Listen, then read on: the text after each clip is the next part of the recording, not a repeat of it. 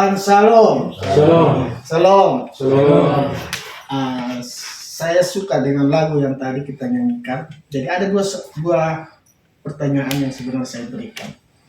Kita pilih mana? Kita di darat, tenang, aman, tidak ada masalah. Terus yang kedua, pilih mana? Kita di dalam batra atau di dalam perahu, tapi mengalami badai, ombak, tapi ada Yesus. Semua orang mau pilih yang aman toh? Aman. Tapi ketika Tuhan ada bersama kita, sekalipun badai, topan datang, angin, sakal datang, pasti kita akan kuat. Semua orang perlu menghadapi pencobaan. Tapi pencobaan itu tidak melampaui kekuatan kita. Yang percaya katakan amin. Amin. Makanya orang senang yang mau aman-aman sah. Hidup yang suka-suka, enak suka. Ketika masalah datang, tidak ada Yesus, selesai. Betul kok Sonde? Jadi ikut Tuhan bukan berarti kelimpahan, berkat melimpah. Tetapi ikut Tuhan, kita diuji. Kalau mau dapat pujian harus ada ujian. Amin. Oke. Hari ini saya akan membagi dua pengajaran, yaitu firman dalam aplikasi yang hidup dan berotoritas dan penuh kuasa dan dilakukan dan mendapat mujizat. Dan yang kedua, pembelajaran hari ini saya memberikan suatu pengajaran Alkitabiah. Jadi ada beda. Firman yang hidup berkualitas tapi penuh kuasa dan terjadi mujizat, dan firman yang kita baca penuh kuasa otoritas tapi kita belajar tentang firman Tuhan. Itu ada dua yang berbeda. Nah, saya mau bersaksi begini. Pada waktu pelayanan, seorang bapak ini dia masuk rumah sakit. Jantungnya bengkak, dan itu harus dioperasi. Dan kebetulan mereka undang saya untuk pelayanan. Dan bapaknya berkata begini, dia mau anak-anaknya semua itu rukun, bersatu, supaya ada terjadi pemulihan. Namanya ada anak pertama, anak kedua, non suka bakalai, suka bentrok. Bapaknya ingin anaknya ini semua itu diberkati oleh Tuhan, ikut melayani pekerjaan Tuhan. Dan setiap orang tua menginginkan anaknya itu diberkati oleh Tuhan, dipakai oleh Tuhan. Tidak ada orang tua yang berdoa kepada dia, lu mau mati, kalau mau apa, suka-suka. Tidak ada. Betul kesan mama bapak? Betul? Akhirnya undanglah saya berkhotbah. Saya ambil di dalam waktu itu Injil Yohanes tentang pokok anggur yang benar itu di berapa? 15 ayat yang ke Injil Yohanes toh. Jika firmanku tinggal di dalam kamu, betul? Ya. Dan kamu tinggi dalam firmanku, minta apa saja pasti akan diberikan. Pada waktu saya berkhotbah, saya sharing, dan firman yang hidup itu adalah kesekian yang hidup. Dan waktu itu saya kasih tahu begini, saya tidak tahu pada waktu itu bapaknya tuh, yang penting sudah sekarat di rumah sakit, mau tuh anak-anak itu bersatu, supaya ada apa-apa semua tuh tenang, aman. Saya bersaksi dalam saya punya kesaksian itu. Saya bilang, Pak saudara semua, saya tidak takut untuk berbicara kebenaran. Di mana ada kebenaran, di situ ada kemerdekaan. Saya berbicara terus terang. Saya bilang, saya anak durhaka. Saya anak yang nakal. Saya punya kehidupan nakal. Saya punya orang tua. Saya bisa marah, saya tidak hormat. Apakah masa depan saya ada? Tidak ada. Waktu itu saya bilang, saya harus minta maaf ke orang tua. Saya menangis di kaki orang tua dengan air mata, air ludah, sungguh-sungguh di hadapan orang tua. Maka apa yang terjadi? Pemulihan terjadi. Dan waktu itu juga mama saya, penyakitnya juga jantung bocor. Apa yang saya lakukan, apa yang saya praktekkan lewat firman yang hidup, yaitu menghormati orang tua. Mama saya bisa disembuhkan Tuhan. Jantung yang bocor semuanya normal. Saya memberitakan hal yang baik itu kepada semua orang yang mendengar. Dan pada waktu itu, anak-anak itu mereka ada semua. Apa yang terjadi? Apa yang saya ucapkan, mereka mengikuti karena mengikuti firman. Kalau firman-Ku tinggal di dalam kita, kita ada tinggal di dalam firman Tuhan, maka minta apa saja pasti Tuhan genapi. Pasti Tuhan lakukan. Dan apa yang terjadi, mereka tidak tahu berapa hari kemudian mereka katanya pergi, mereka minta maaf sama orang tua, mereka cium kakinya, menangis.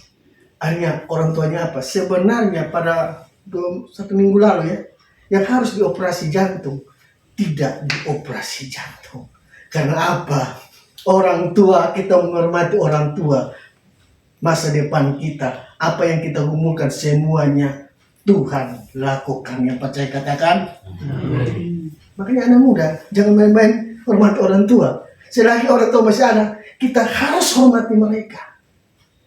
Betul kok Sonde? Di sini ada yang suka melarang orang tua kan? Nah, ada kok? Nah, hormati orang tua. Dan itu namanya firman yang hidup. Apa yang kita lakukan, kita beritakan, mereka mengikuti, maka mujizat itu akan terjadi dalam setiap hidup kita. Tantangan apapun yang datang kepada kita, Tuhan pasti halaukan masalah. Amin. Makanya tak usah ikut takutlah, ikut Tuhan. Kalau dalam setiap proses masalah, nomor 1 adalah Tuhan. Itu yang pertama yang saya bisa bagikan. Dan pada waktu kemarin, hari Rabu, saya mau pelayanan. Pas waktu naik motor, kan ada tas. Terus jatuh tasnya, itu kacamata saya tuh jatuh juga. Jatuh, akhirnya saya pilih ini kertas proposal, begitu saya simpan kamar, tapi kacamata saya tidak ambil. Saya pergi pelayanan tuh, saya istri bilang, putar lihat, sudahlah, tidak usah. Pas sudah tidak ada lagi. Kita pulang lewat kamar, kita cari tidak ada. Tapi saya perlu kacamata untuk bisa membaca Alkitab. Sekecil apapun, kalau kita tulus dengan Tuhan, melayani Tuhan, besoknya saya pergi mengunting rambut juga tuh. Saudara saya bilang, nih pastor, beta ada kacamata. Ini hanya satu, sudah lama orang soalnya apa? Ini kamu bisa pakai kosong. Saya pakai bisa. Dan diberkati kacamata yang kemarin hari Rabu tidak ada, hilang. Tapi di besok dia bisa ada dapat kacamata. Tuhan itu detail.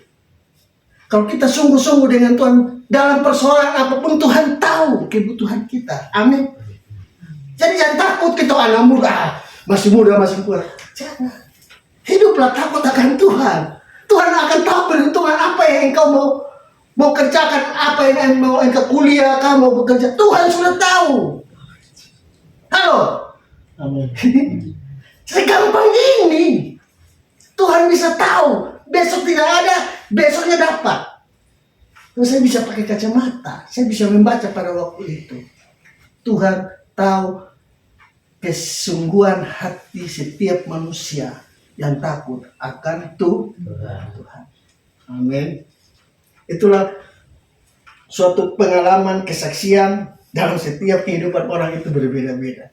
Tapi saya mau kasih tahu, ikut Tuhan, ibadah kepada Tuhan, jeripaya kita tidak sia-sia. Yang percaya katakan amin. Makanya di dalam Keluaran 23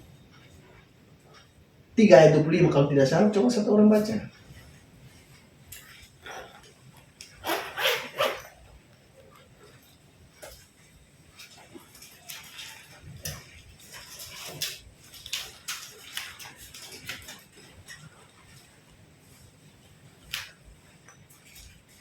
Keluaran 23 ayat 25. Keluaran 23 ayat 25. Tetapi kamu harus beribadah kepada Tuhan Allahmu, maka Ia akan memberkati roti makananmu dan air minumanmu, dan aku akan menjauhkan penyakit dari tengah-tengahmu. Amin. Maka Tuhan bilang apa? Harus beribadah kepada Tuhan. Maka Tuhan apa? Cukupkan apa? Makan minum kita. Segala penyakit pun Tuhan sanggup melakukan mujizat. Yang percaya katakan amin. Makanya kita harus beribadah. Ibadah itu kewajiban atau kebutuhan? Kebutuhan. Nah, kita dengan Tuhan itu kebutuhan. Nah, yang dalam ayat ini bukan janji Musa. Ini bukan janji para rasul. Ini bukan janji para nabi. Ini bukan janji manusia. Kalau janji nabi itu bisa salah. Janji rasul itu bisa salah. Janji manusia bisa salah. Tapi janji Tuhan pasti akan digenapi. Ini janji Tuhan. Amin. Siapa di sini suka berjanji? Semua berjanji pernah mengingkari toh? Coba soalnya pernah mengingkari. Kita mau lihat. Kau bapak, kau mama, kau saya, kau pendeta, hamba Tuhan tetap mengingkari. Kalau firman berbicara tidak pernah mengingkari. Yang percaya katakan amin. Amin. Makanya kekuatan kita ada di mana? Firman Tuhan. Oke, ini akan kita belajar tentang firman Tuhan. Tadi suatu kesaksian yang hidup yang diaplikasikan penuh kuasa. Sekarang kita akan belajar firman Tuhan yang sebenarnya. Mari kita buka di dalam Yesaya 9 dan kita sharing ya. Saya akan bertanya. Yesaya 9 ayat yang kelima. Satu orang bacakan.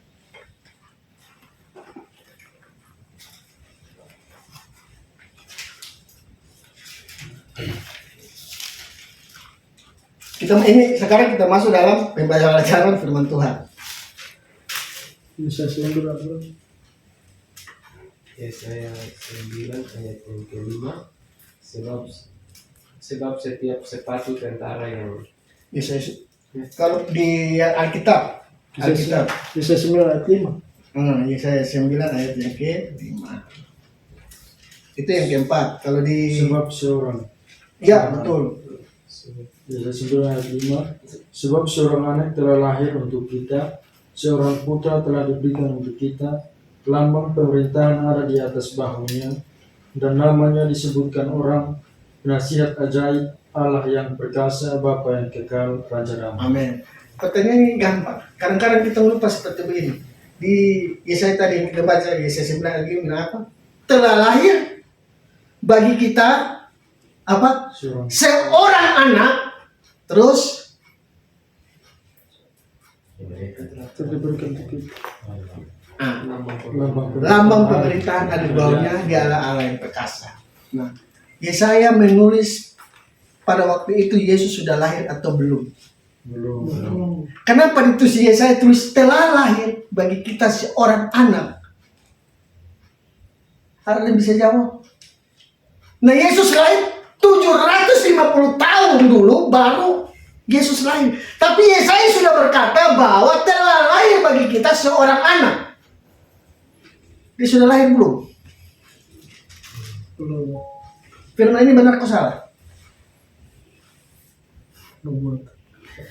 Nubuatan itu kan berarti ke depan kan? Betul toh? Belum akan toh?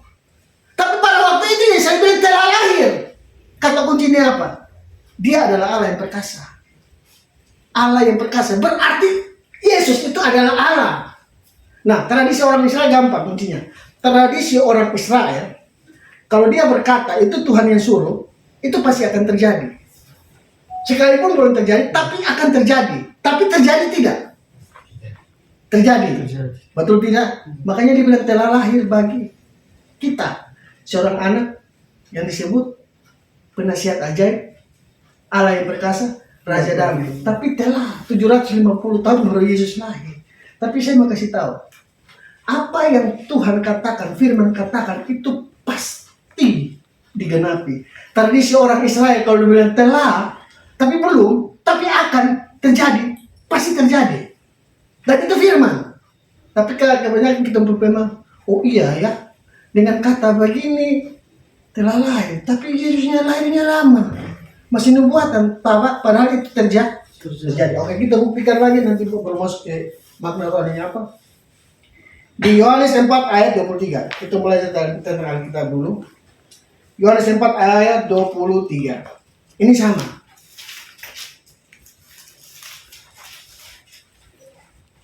Baca. Yohanes 4 ayat 23. Tetapi saatnya akan datang dan sudah tiba sekarang. Nah, berhenti. Tetapi saatnya akan datang. Akan datang berarti sudah datang belum? Belum. Tapi dan telah tiba. Ini dua kata yang berbeda. Betul ke Sonde? Betul toh? Akan datang tapi dan telah tiba. Ini yang benar saja Alkitab.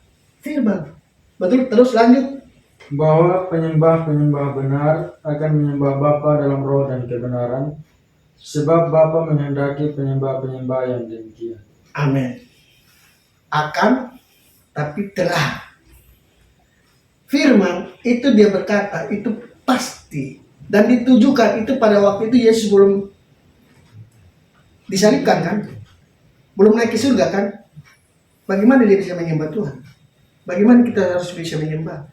Tapi itu bukti bahwa firman Tuhan itu ya dan amin. Firman itu Tuhan adalah benar. Dan firman Tuhan tidak pernah salah. Dia bilang katakan akan tiba saatnya yang sebelumnya belum akan terjadi. Tapi dia katakan dan telah tiba, berarti satu paket. Dan itu akan terjadi. Dan sampai sekarang kita menyembah Tuhan dengan roh dan kebenaran tidak. Tadi kita menyembah Tuhan dengan roh dan kebenaran atau tidak? Atau tidak ada yang menyembah Tuhan dengan roh dan kebenaran? Makanya saya tadi menyembah Tuhan dengan roh dan kebenaran. Amin. Amin.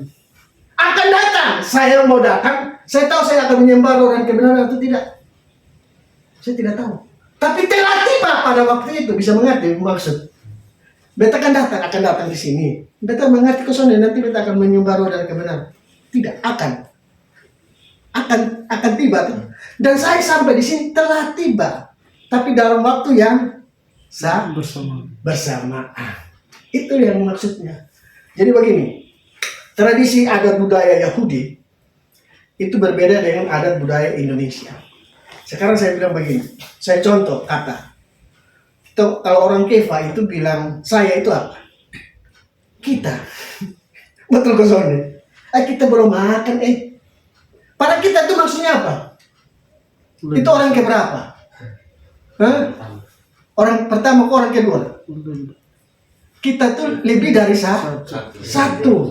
Nah orang Kefa bilang kita itu apa? Saya.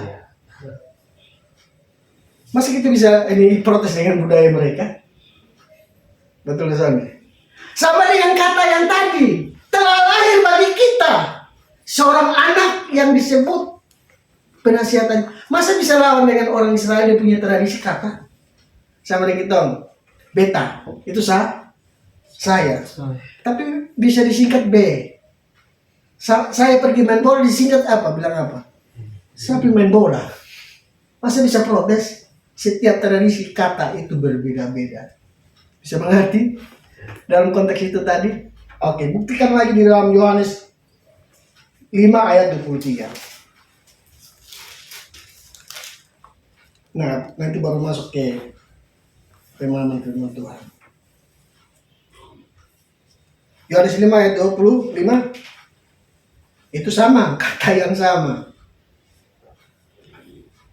Yohanes 5 ayat 25, aku berkata kepadamu, sungguhnya saatnya akan tiba dan sudah tiba, bahwa orang-orang mati akan mendengar suara anak Allah, dan mereka yang mendengarnya akan hidup.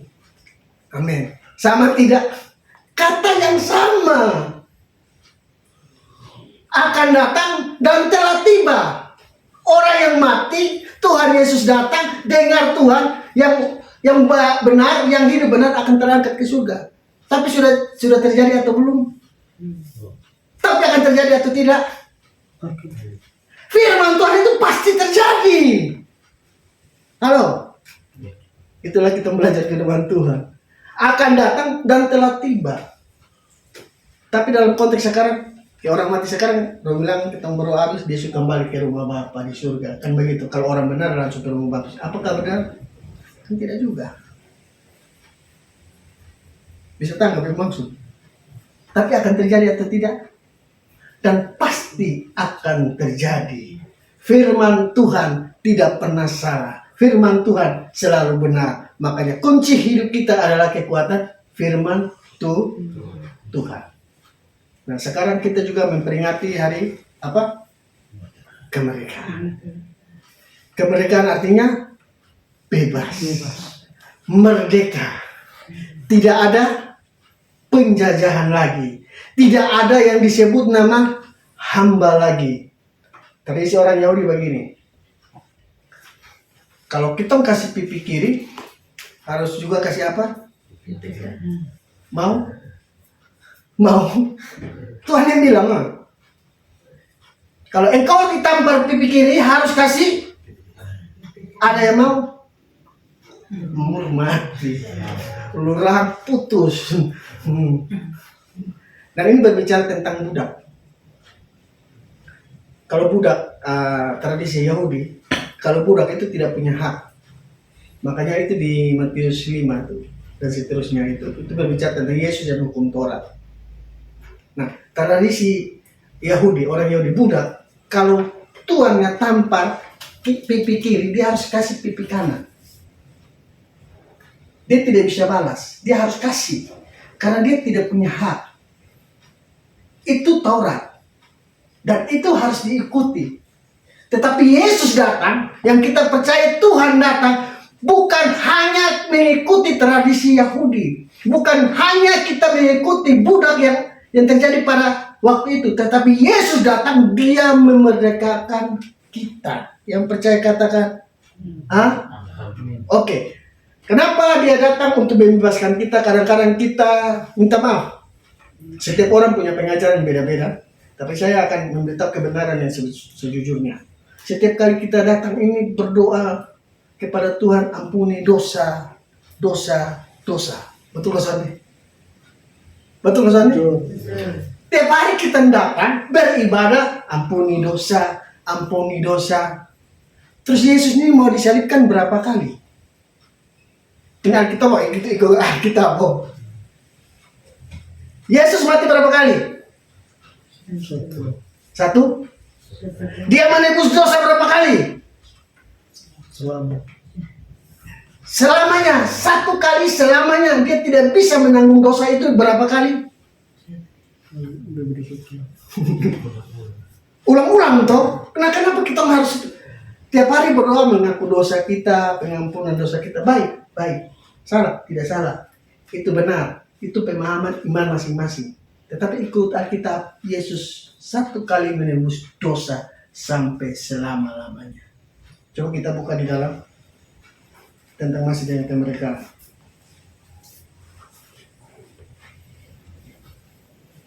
Galatia 5 ayat 1.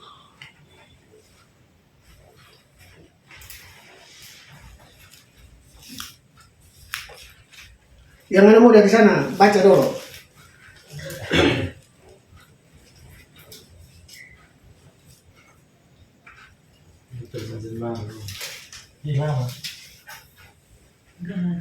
Galatia 5 ayat 1. Supaya kita sungguh-sungguh merdeka, Ya. Kristus telah memerdekakan kita. Karena itu berdirilah teguh dan jangan mau lagi dikenakan Perhambaan. Jelas. Yesus mati supaya apa? Kita tidak ada lagi perhambaan. Mengerti hamba? Kita bebas. Kita merdeka. Makanya ibadah itu ibadah yang bergairah. Tidak ada takut-takut lagi. Dia mati satu kali. Makanya kita tidak ada lagi namanya perhambaan. Seperti tradisi orang Yahudi menjadi hamba. Tapi kita sudah dibebaskan oleh Tuhan. Dia pengorbanan Yesus di kayu salib untuk menebus segala dosa kita. Yang percaya katakan? Amin. Galatia 5 ayat 13. Coba kita mengerti. Saudara-saudara, memang kamu telah dipanggil untuk merdeka. Tetapi janganlah kamu mempergunakan kemerdekaan itu sebagai kesempatan untuk kehidupan dalam dosa. Amin. Melainkan layanilah seorang akan yang lain oleh kasih. Kita dipanggil untuk apa? Ini Alkitab. Untuk apa? Merdeka. Betul Sonde. Merdeka dari apa? Dosa. Dosa itu artinya apa? Bahasa Yunani armatia. Armatia artinya segala pikiran kita, kehendak kita itu tidak sejalan dengan kehendak Tuhan. Halo. Pikiran kita, kehendak kita tidak sejalan dengan kehendak Tuhan. Makanya Tuhan mati, kita percaya kepada Tuhan. Jadi pikiran kita, hati kita, segala kehidupan kita harus tertuju kepada Tuhan. Halo. Ibadah itu, fokus kita itu tertuju kepada Tuhan. Kita dipanggil itu untuk merdeka, bebas dari segala dosa. Amin. Kalau sudah bilang bebas dari segala dosa, apakah kita mau berdosa? Halo? Yang dua orang, apakah kita mau berdosa terus? Ini Alkitab loh. Kita dipanggil untuk mereka supaya bebas dari dosa. Karena dosa Tuhan Yesus tanggung. Makanya apa yang Tuhan panggil, kita harus menjadi teladan. Kita harus menjadi apa yang mau Tuhan. Seperti saya terangkan pada waktu saya menyaksikan sendiri. Saya mama sakit, saya datang sendiri, saya minta maaf dengan air mata. Bebas. Kita tidak boleh terikat dengan hal-hal dunia. Kita bebas, merdeka. Ikut Tuhan itu merdeka. Tidak ada tekanan lagi. Maka di ayat yang ke 2 Korintus 3 ayat 17, tinggal sedikit, 10 menit lagi. Baca. Di mana ada roh Allah, di situ ada 2 Korintus 3 ayat 17.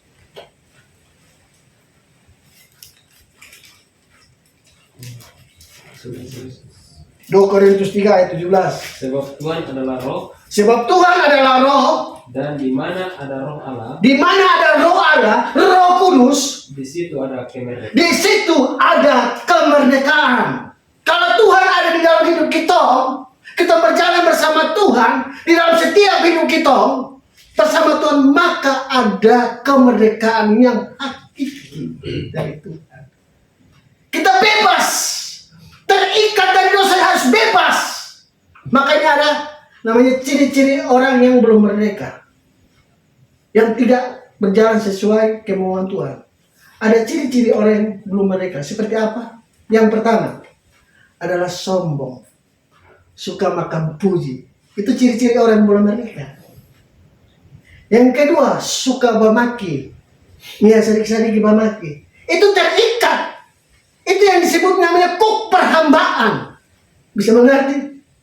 Suka bertengkar, suka utang sembayang, tagih sembayang, satuan bikin tulis. Nah, itu kok perhambaan. Itu ciri-ciri orang merdeka. Ada kok begitu kok. Beta dulu begitu. Tapi mengenal firman Tuhan kita lebih lebih belajar dan tidak boleh seperti begitu. Suka pancuri mangga, musim bagikan karena pancuri mangga. Itu orang sudah merdeka, dia hamba itu, kok perhambaan. Itu ke musim angin, musim mangga, banyak orang pencuri itu. Nah itu ciri-ciri orang sudah merdeka. Apa lain? Sangat banyak. Apa ciri-ciri orang sudah merdeka? Contoh, sharing dulu. Apa kakak? Masih banyak. Hah?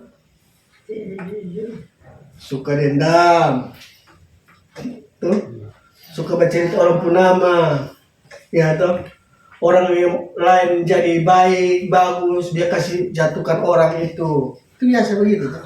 Betul Koson? Ada di sini Koson ya? Sangat. Banyak. Itu ciri-ciri orang sudah merdeka, kawan dong, saudara dong, termasuk dulu saya seperti kayak begitu. Kadang-kadang hal-hal begitu kita bisa dengan sendirinya bisa terjadi toh. Mau hamba Tuhan juga kadang-kadang dia kopi juga dia kasih jelek orang punama. Nah. Itu sebenarnya ciri-ciri orang yang belum merdeka. Masih iri hati dia orang ya. Kasih jatuh hamba Tuhan kiri kanan. Padahal pakai firman Tuhan mengerti. Apalagi suka bakalai, apalagi marah-marah, parakus, pamalas, terlambat, suruh ibadah jam begini, jam 5 datang jam 6 itu pamalas. Itu orang-orang belum merdeka. Kita omong terus pari itu bersaudara toh. Lebih omong lebih jujur lah. Pas mau ibadah baru keluar dari kamar di sini sudah ada. Itu namanya keperhambaan. Yang pemalas. Dia omong jujur-jujur toh. Iya toh. Itu firman itu bukan karena dengan saudara, saya itu juga. Betul kesana. Betul. Karena ada ciri-ciri orang mereka seperti apa. Nah, itu sudah. Apa lain? Masih banyak kok. Nah kita dipanggil oleh Tuhan untuk menjadi orang yang merdeka. orang yang bebas. Makanya ciri-ciri orang yang merdeka itu apa? Selalu mengucap syukur. Amin. Di sini ada mengucap syukur toh? Oh ada. Ibadah dulu mengucap syukur. Suka berdamai. Ya toh? Lawan katanya kita tadi saya sudah. Apalagi suka menolong. Kakak bantuin pemalas lusa. Kalau ada tangan, ada pada minta tolong ini. Ya tolong sah. Kan sudah rugi gitu. Dat mengantuk, tidur dulu. Nanti sore sah. Ya toh. Harus saling menolong. Suka ibadah. Yalah, apalagi suka memberitakan hal-hal yang baik. Jadi kita orang merdeka itu pikiran kita harus pikiran Kristus. Betul kok Sonde? Ada pikiran Kristus terus kok. Amin. Ada pikiran Kristus terus. Yang pemalas. Oke, ayat terakhir di Galatia 5 ayat 20. Penyembahan berhala, sihir. Galatia 2 ayat 20. Ini aplikasi. Kita masih di Galatia 2 ayat 20. Namun aku hidup, tetapi bukan lagi aku sendiri. Bukan kita yang hidup lagi, melainkan Kristus yang hidup di dalam hidup kita. Supaya dan hidupku yang kuhidupi sekarang di dalam daging adalah hidup oleh iman dalam Anak Allah yang telah mengasihi aku dan menyerahkan dirinya untuk aku. amin. Jadi aplikasinya begini, orang yang mereka tuh cara berpikir tuh Tuhan, mengikuti apa maunya Tuhan. Kita merdeka, hidup takut akan Tuhan, hormat kepada Tuhan, hormat kepada orang tua, saling mengasihi. Itu yang disebut hidupku bukan aku lagi yang hidup, tetapi Kristus yang hidup di dalam aku. Ilustrasi terakhir begini, ada satu anak, dia pergi beribadah. Contoh begini, contoh di sini, contoh. Terus dalam ibadah ini, dia dengar orang-orang ini suka bohong orang punama. Bagosip orang punama. Yang penting banyak kan orang di gereja, tapi dong pikiran tuh kadang-kadang suka bohong orang punama, betul? Suka menjatuhkan orang punama. Kadang-kadang pendeta dong kasih jatuh. Betul kan saudara? Bohong orang punama lah. Nah, akhirnya si anak ini dia pulang ke rumahnya. Dia bilang, mama, betul mau pergi ibadah lah. Betul mau pergi berdoa lah. Kau bertanya, dong berdoa kepada Tuhan, tapi dong tuh suka bicara orang punama. Suka menjelekkan orang. Apa yang dong lakukan tidak sama yang difirmankan oleh para pendeta. Dia bilang, betul sudah mau pergi lah. Dia mau bilang begini, anak, sekarang begini, lu tidak usah pergi gereja, tapi lu ambil gelas, lu isi air hampir penuh. Lu pergi, tapi lu tidak usah masuk. Lu putar di keliling gereja sana, tak usah masuk. Akhirnya dibuat anak ini dia melakukan apa yang dikatakan orang tua. Dia lakukan. Setelah ibadah selesai, dia mama tanya, ke mana? Apa itu orang doa yang suka bohong dengan lu? Orang punya nama, lu ada dengar? Dia bilang, sonde. Ada menceritakan kejelekan, dia bilang, sonde. Kok kenapa sonde? Beta fokus dengan air. Beta keliling supaya air ini jangan tumpah. Bisa mengerti? Supaya jangan tumpah. Artinya apa? Kita beribadah fokusnya tuh kepada Kristus. Bukan melihat kiri, kanan, muka, belakang, apa kata orang. Ibadah hidup kita, pikiran kita, hidupnya kita tertuju kepada Tuhan. Itu yang dimaksud. Bisa mengerti? Bisa tangkap? Jadi jangan dengar apa kata orang, apa kata situasi. Tapi apa yang mau dikatakan oleh firman Tuhan. Ikutilah firman. Kalau firmanku ada di dalam kita ada di dalam firman, maka minta apa saja. Pasti Tuhan berikan. Yang percaya katakan itu firman. Kalau firman berkata itu pasti, bukan janji manusia.